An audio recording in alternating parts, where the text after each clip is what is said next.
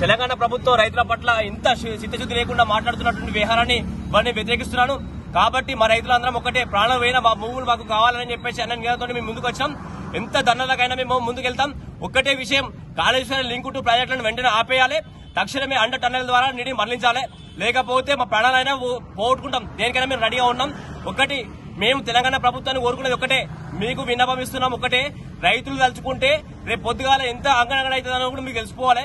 ఇప్పటి వరకు జరుగుతున్నటువంటి ఈ దుమ్ము ధూళి అనవసరమైన శబ్ద కాలుష్యం ద్వారా చాలా ఇప్పటివరకు ఇబ్బందులు ఎదుర్కొంటున్నాం. దీనివల్ల మీరు తక్షణమే మీరు పరిష్కరించాల్సిందిగా కోరుతున్నాం. అట్లాగే తెలంగాణ ప్రభుత్వం చేస్తున్నటువంటి ఈ కుట్రను నిరోధిస్తూ మేము తక్షణమే ఇంకా ఎంత దూరమైనా మీరు రావడానికి సిద్ధంగా ఉన్నాం.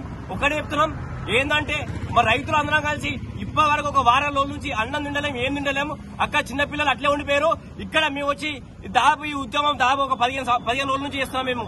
కాబట్టి మాకు కాంపెన్సేషన్ కాకుండా మాకు తక్షణమే మీరు పరిష్కారం ఎదురు చూస్తారని చెప్పేసి మేము కోరుకుంటున్నాం.